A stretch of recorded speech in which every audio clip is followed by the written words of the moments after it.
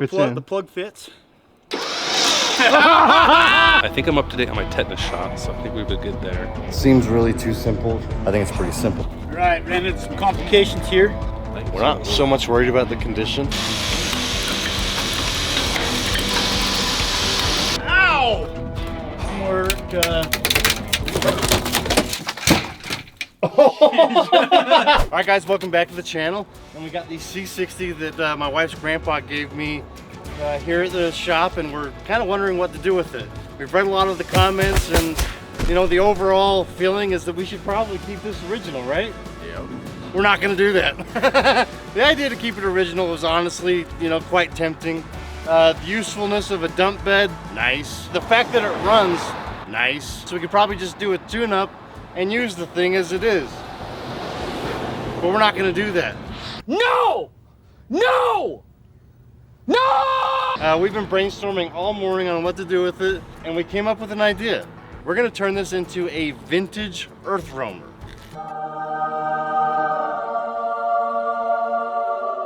A 1966 vintage Earthroamer, that is. We were thinking we were gonna like actually build a camper for it. I was gonna get really expensive until I found this perfect option. I'm gonna put it up here for you guys to see, just because there's no way to really explain this. We're gonna head down to American Fork right now. We're gonna check out that unit, see if it'll work for this. We're gonna bring Aaron and our CFO Kyle. He's got the pocketbook for this thing. We don't have a pocketbook. And you guys should appreciate this. And this is where my wife finds out that I'm paying for all of it. Let's go. All right, we're gonna go pick up a 1962 camper for this boy. Let's go. It's a boy truck because you can see the driveline. Ah. What's up, dude? Be rolling it. I'll just be rolling.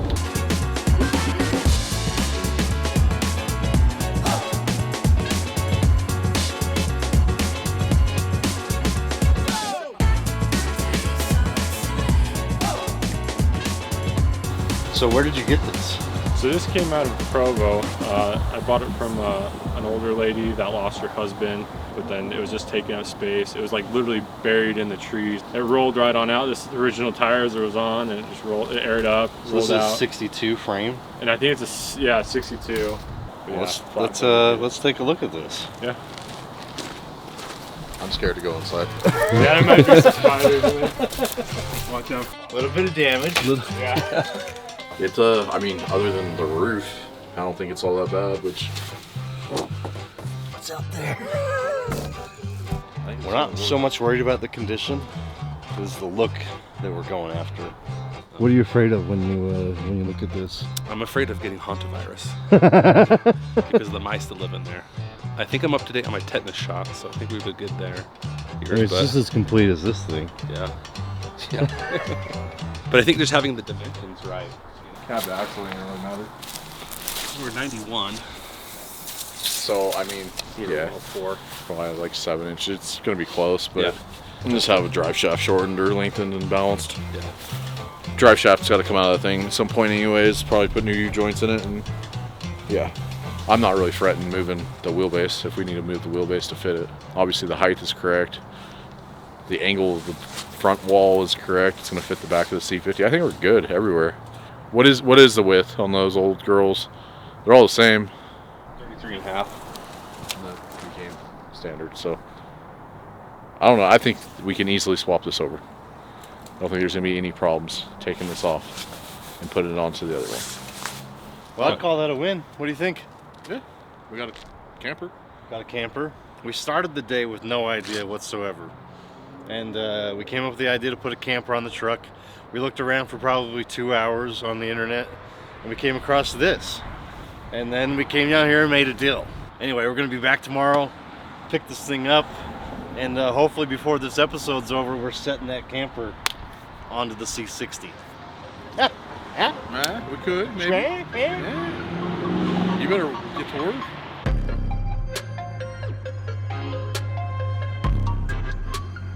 All right, we've got the C60 pulled into the shop, ready to get the dump bed pulled off of it, and ready for the RV bed that we're gonna put on it. Oh, what do you think, Sam? Pretty sick. at that old-fashioned manual. Old-fashioned. Lots of unknowns with this. I'm just gonna get started with the sides, getting the wood off of it. But I'm gonna need Aaron's help to get the actual dump bed off of it. But we're gonna get the dump bed off, get this truck prepared for the camper body that we're gonna put on it. We're gonna go pick that up probably tomorrow and get it up here, get it off that cab, and see what it's gonna take to put it on this one. So pretty excited about that. Pretty heartbroken about taking this dump bed apart. I have it listed on KSL. If anybody needs it or wants it, hit me up.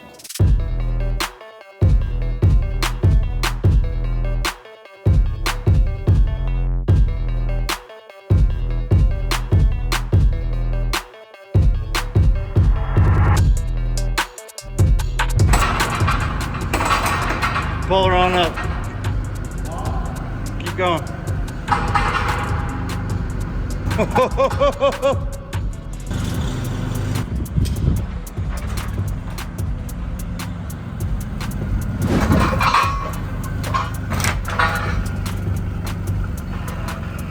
right, I was looking at the dump bed now that we have the sides off of it.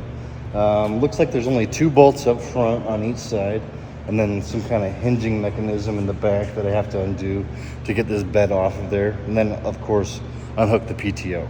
But it seems like it's pretty easy. Seems pretty simple, seems too simple. Seems really too simple. I think it's pretty simple. I'm gonna get those bolts out and see if we can't get this bed off of there.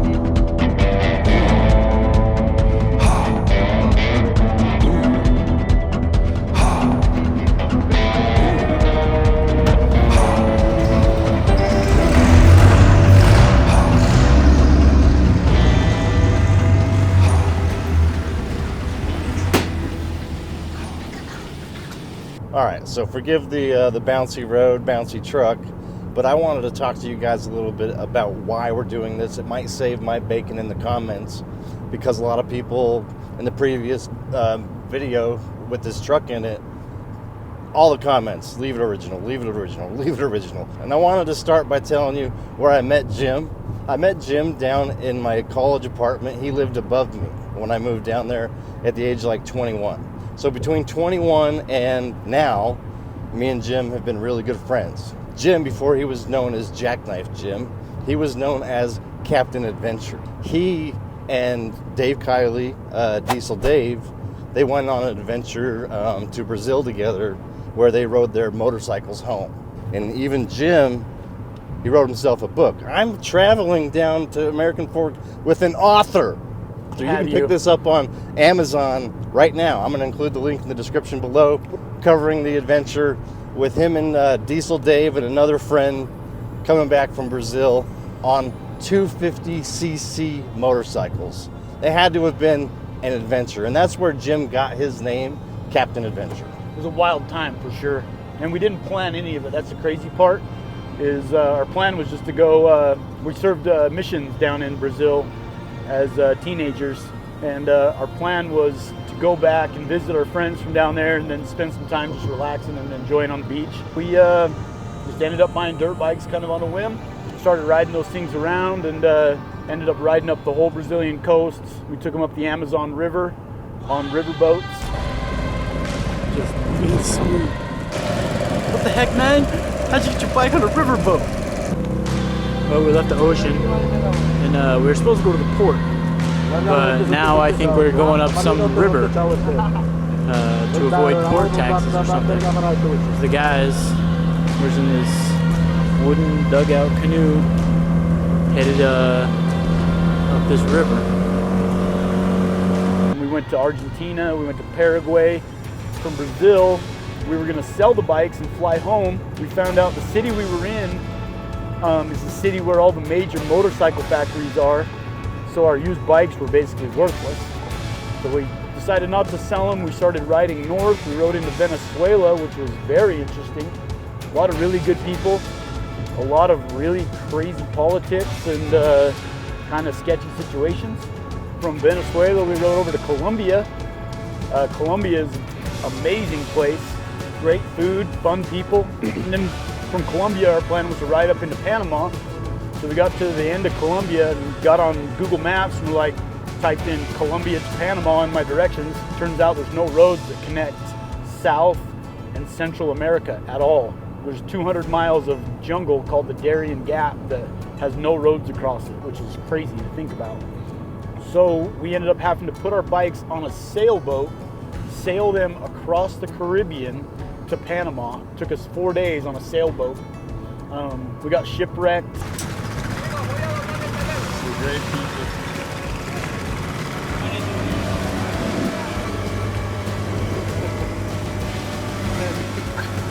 You look like Benny Hill.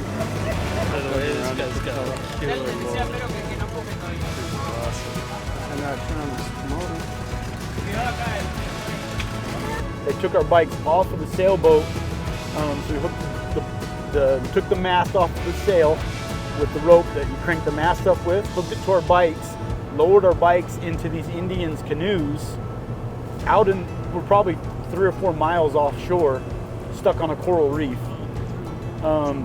Then these Indians took us into their reservation, held us hostage. We ended up having to trade them a bunch of our hard goods to get away. They let us go. Then from there we rode straight north, Panama, Costa Rica, El Salvador, Honduras, Guatemala, Mexico. We hit them all. And then rode those things all the way back home to Utah. Took 9 months, roughly 17,000 miles of just pure adventure. It was a wild time. Didn't plan any of it, and ended up being one of the greatest experiences of my life. And that brings me to my point. I'm getting old, 38 years old. Jim, how old are you, like 40? I just turned 40, bro. Jim just turned 40. And if I don't get out there and push myself to do something, the next 10, 15 years of my life could float by and be filled with work, no play, no adventures. So this rig right here, I'm gonna nickname this thing Captain Adventure. And the plan is to take it on a road trip this summer. I'm gonna give myself 3 months to finish this truck. Get it ready for a road trip to Alaska. I've always wanted a road trip to Alaska, and I thought it would actually be something Jim wanted to do since he's been from Brazil here. He needs to finish the whole freaking American continent, and go north. Go north to Alaska, go north. The West was born. That's the plan. So this whole series, the 180 degrees north, is going to include engine swap, transmission swap, axles, everything, the interior. We're going to do a lot of work ourselves. The roof of the RV needs repaired. I got a guy lined up that specializes in that. I got a guy lined up that specializes in suspension. I got, people around that can help, and I'm really excited to show you guys this whole build process and then the adventure at the end. So stay tuned for all that. We're gonna go get this camper on the back of this gooseneck, and then we're going to get it up to Salt Lake and get to work. Well, here she is, huh? Looks pretty complete though, huh? Just some new windows. Need tires, wheels. Body seems pretty solid. Woo! This is where the work begins, I think. This is dust mask territory here. She needs some work. Dude, I didn't want to start yet. Chill. I didn't start. I was just trying to walk under there, okay? The last time somebody worked on this thing was 2002, according to the date on the newspaper here. That was the year of the Olympics in Salt Lake City. I was in high school. I was also in high school. I went to the Olympics and I hated it. All right, we got a Hold on, open that up. Got a gas stove. Has that ever been used? Oh, yes it has. A can of picante mild chili beans, and they are still in there. Oh. Look at that. Man. Don't open it. That's rule number 1. We're opening it. Oh, gross. Oh, it is gross. What'd you see? That's not that bad. This is for And a mint! There you go. Oh, I made it smell. Probably still good. Oh. Ingredients. She's still stocked with the spice cabinet. Oh, there's a deer hide. Whoa.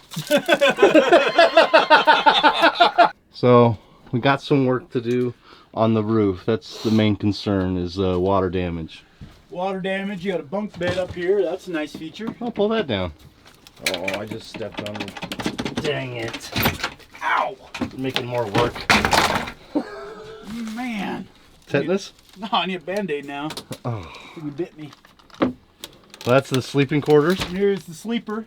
Oh, yeah, there we go. Well, that makes a bed. There's your bed right there. Oh, man. This got more sleeping room than I thought. Oh, has it got a bathroom? I didn't even look. Oh! Oh, let's see if there's a dump.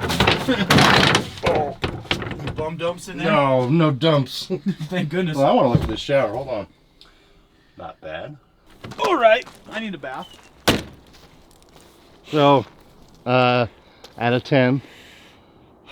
Call it a solid 2.5 out of 10. Our big factor, I don't think we're gonna get in here very far or very straight. So we're gonna have to figure out how to steer this thing somehow. Our issue here is we gotta come off the street. It's a tight pinch coming off the street, and then we gotta come past this guy's nice Toyota here, make this turn past this Toyota here with the LED headlights, and then we gotta snake all the way back in around that barn. So this way, and that way with this 40-foot gooseneck. So I don't think it's gonna fit, but we'll certainly try. All right, Jim, let's see what you got. We gotta get past this fence post first. You're good. Tight squeeze. We got this truck right here we gotta get around. Then we gotta get around this truck. We got that trailer in the way. Got that truck in the way. This cab of whatever vehicle that is in the way. It's gonna jam up our turn. Can't make our turn here because of this broke down car. You don't think we can get it started? Probably move it though. Oh shit. If you could name this car, I'm gonna send you a sweatshirt. I actually know the vehicle's make and model. Alright, ran into some complications here. Whoever used this trailer last did not return the winch controller to its appropriate box in the front of the trailer. We were just about ready to call it and go back home to find this winch controller. And then Cole was very observant about our surroundings here, and he looked over at the guy's trailer that we're buying the rig from. It's got a winch on it, and I think it has the same plug as this guy's winch controller. The guy had the winch controller hiding in a different truck over here, so we went and grabbed it. And we're gonna see if it works. If it does, this is a miracle. This is a Harbor Freight. This is a mile marker. The plug fits. Oh, dude! Wow! I can't tell you. I cannot tell you how many times stuff like this happens to me and Jim. Every time. Every time!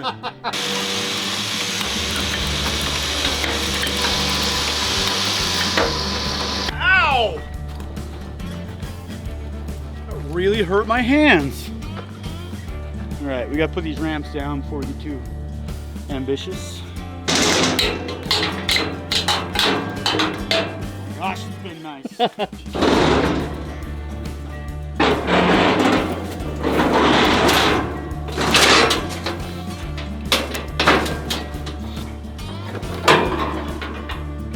Step is cable going through our snatch block.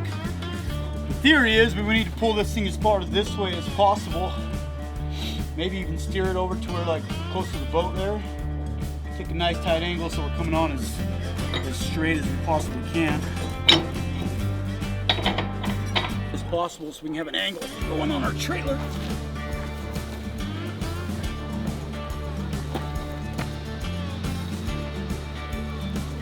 We've turned a little bit. We're almost a straight shot. Up and on.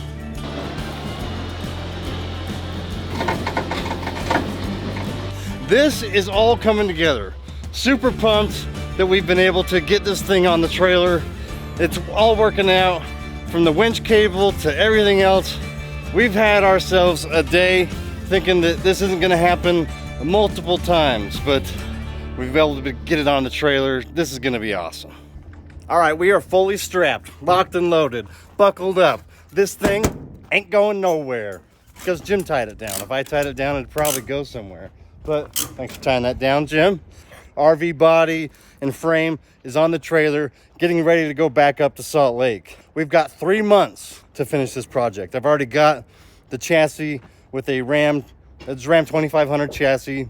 It's got a Cummins, it's got a transmission, axles. I'm gonna use as much as I can off of that truck. We're gonna get to work fixing up the RV body. And then hopefully in about 3 months, we're headed north to Alaska. So stay tuned.